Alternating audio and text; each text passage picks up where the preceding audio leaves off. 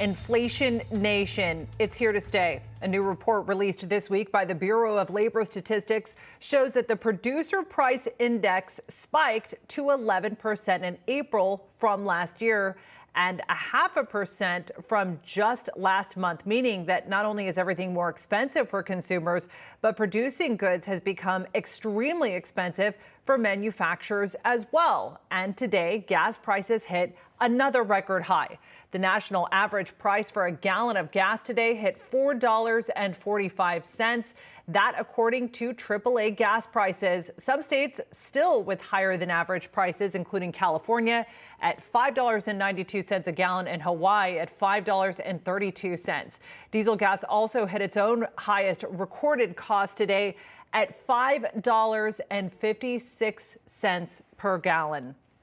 Joining me now to break this unprecedented spike down is the host of the Trish Regan Show and the editor-in-chief of TrishIntel.com, Trish Regan.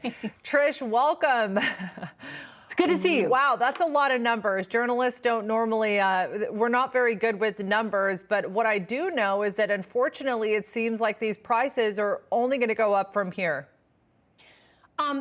You know, it's sad that there aren't more journalists that understand economics and understand finance. And I think this is something I've noticed throughout my career, that they've never really wanted to engage in this. It was more interesting, perhaps, to look at the politics of things. But I will tell you this, it is so critical that every American pay attention to these numbers right now, because they are getting worse. And I have been pounding the table for the last year and a half, really, saying we are going to be looking at massive double-digit inflation because you've got too much money printing. You can't be giving out COVID stimulus checks and giving $1.9 trillion in stimulus money while simultaneously printing cash over at the Federal Reserve without having it lead to this. So yes, it's going to be very painful in the months ahead. This inflation is going to get far worse before it gets better. And I would just say to the Democrats, frankly, out there that are delusional and thinking that somehow they can solve all this,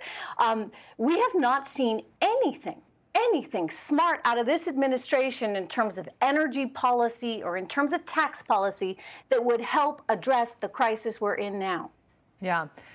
And it's definitely in the face of Americans right now because they know how much they're paying at the gas pump.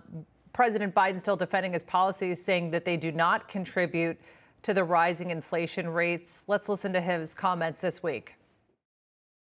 Do you take any responsibility for the inflation in this country? Do you take any responsibility for your policies? I think our policies help, not hurt. Think about what they say. The vast majority of the economists think that this is going to be a real tough problem to solve, but it's not because of spending. Yeah, Trish, you already touched on this, so I know your reaction to that. But, you know, what's really compounded this problem when it comes to inflation is the fact that you have baby formula at the moment right now not available because of these recalls, compounded by inflation and, of course, the supply chain crisis, which has been happening since before Christmas. And also, when it comes to gas prices, you have a lot of people saying that their constituents are having to drive out of state to find this baby formula for their child, and then they're paying more for gas at that point. It's a disaster. Translation, total, utter disaster. It's an economic disaster. It is really a sad thing to see happening now to the American people. I mean, my gosh. Hey, Biden, you got Jeff Bezos, for goodness sakes, calling you out, suggesting that the Ministry of Truth, otherwise known as the Government Disinformation Board, actually take a look at what you're talking about. Because somehow this administration now thinks that if they raise corporate taxes and everybody pays their fair share and they redistribute that money to the people, then that'll bring inflation down. It actually won't, because what corporations will do is that they will raise their prices so that their shareholders can still come away whole, while simultaneously the government giving more stimulus checks will result in higher prices. It's really, it's sort of amazing, right? The stupidity level that's going on. I'm so frustrated to see it.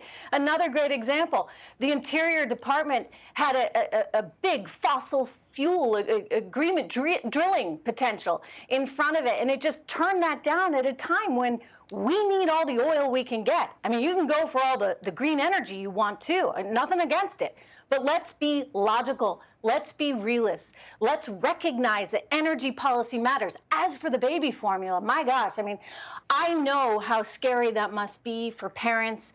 I had twins. There were a lot to feed. I've been in that situation myself where, you know, making sure you have that formula. I can't even imagine how they feel not knowing whether they can feed their child. I mean, this is, again, an administration failure, because Joe Biden and team should have seen this one coming. Right. When we were talking about this weeks ago, as soon as it happened. Trish, we got to wrap it there. But again, now America, the administration completely missed it. Now America is once again outsourcing that problem, trying to get foreign supply for baby formula. So